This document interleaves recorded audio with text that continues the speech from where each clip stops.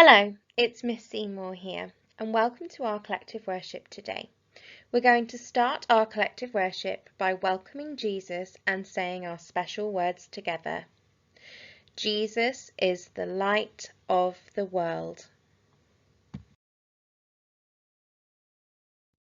Our memory verse this week. What is spring?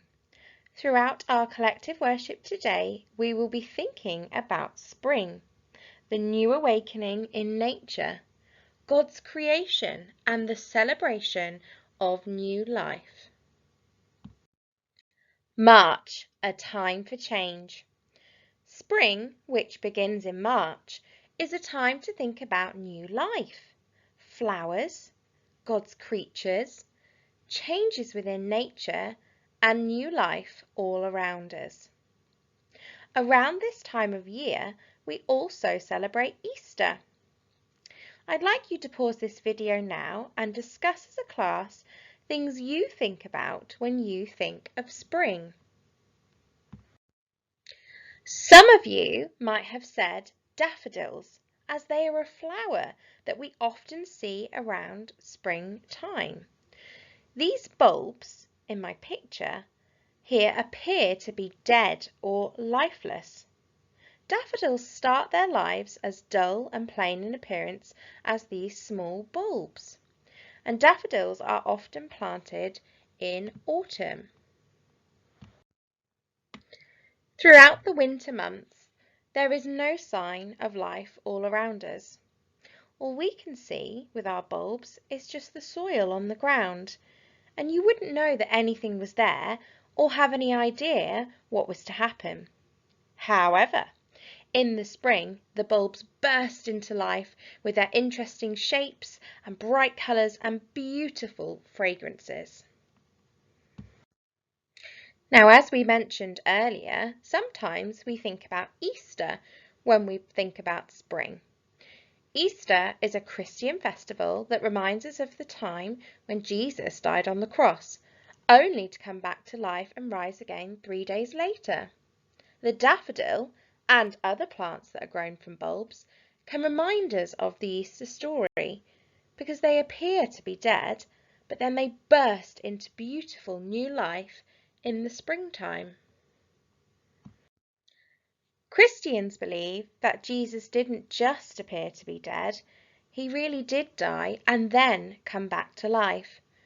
Christians believe that this was so that we could be forgiven for the wrong things that we have done and live with God forever.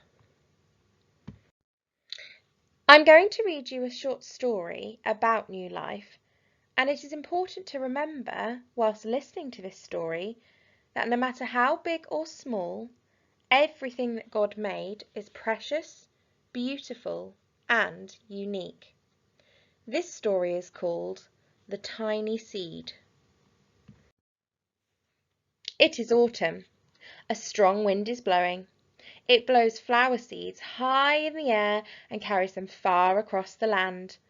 One of the seeds is tiny, smaller than any of the other seeds.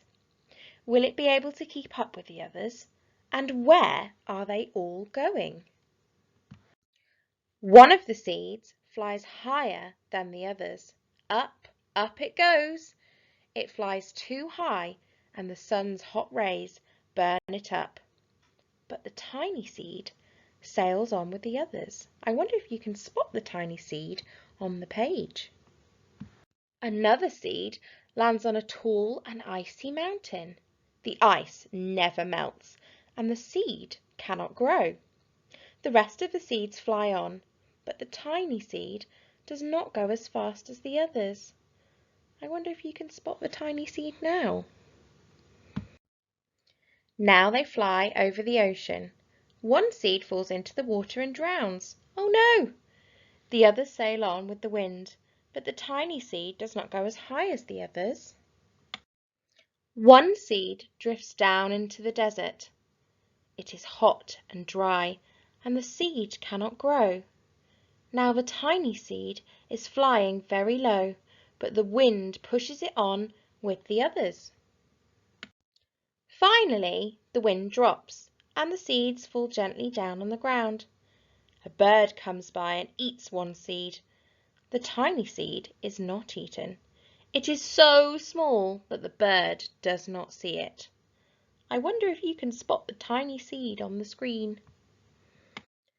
Now it is winter. After their long trip, the seeds settle down. They look just as if they are going to sleep in the earth. Snow falls and covers them like a soft white blanket. A hungry mouse that also lives in the ground eats a seed for his lunch. But the tiny seed lies very still and the mouse does not see it. Now it is spring. After a few months, the snow has melted. It is really spring. Birds fly by, the sun shines, rain falls.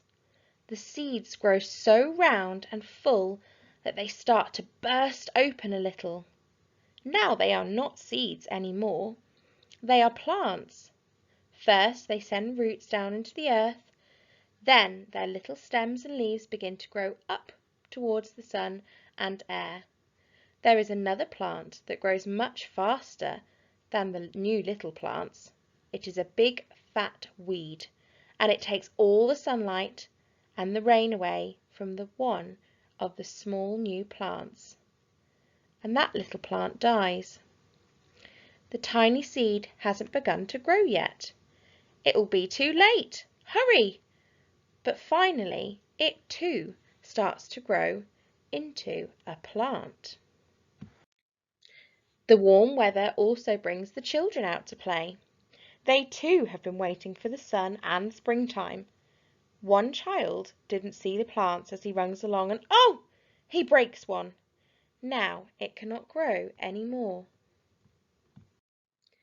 The tiny plant that grew from the tiny seed is growing fast, but its neighbour grows even faster. Before the tiny plant has 3 leaves, the other plant has 7. And look, a bud, and now even a flower. But what is happening? First there are footsteps, then a shadow looms over them, and then a hand reaches down and breaks off the flower. A boy has picked the flower to give to his friend. Oh, that's really kind. After spring, there is summer. Now the tiny plant from the tiny seed is all alone. It grows on and it doesn't stop. The sun shines on it and the rain waters it. It has many leaves. It grows taller and taller. It is taller than the people. It is taller than the trees. It is even taller than the houses. And now a flower grows on it. People come from far and near to look at this flower. It is the tallest flower they have ever seen. It is a giant flower. All summer long, the birds and bees. Now it is autumn again. The days grow shorter, the night grows cooler, and the wind carries yellow and red leaves past the flower. Some petals drop from the giant flower, and they sail along with the bright leaves over the land and down to the ground. The wind blows harder. The flower has lost almost all of its petals. It sways and bends away from the wind, but the wind grows stronger and shakes the flower. Once more the wind shakes the flower, and this time the flower's seed pod opens. Out comes many tiny seeds that quickly sail far away on the wind. And that is the end of my story. So this cycle will start all over again. And in springtime, it's important to remember that it is a time to celebrate. It's a time to celebrate God's creations, big or small, and that they are all around us in the beauty of nature. Springtime reminds us of His creation, and we should all spend some time gazing upon His creation with awe and wonder. Everything around us is beautiful and unique. And hopefully, if you get the chance this weekend or over the next few weeks to have a walk outside, you can spot some signs of spring and new life. Reflection. During this past year, we have had to let go or say goodbye to many things. Some of the things we would have enjoyed have not happened.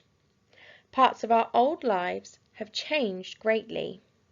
But Easter is a reminder that just as the daffodil bursts into new life, we can look forward to new life ahead of us too, with new things beginning and things opening up once again.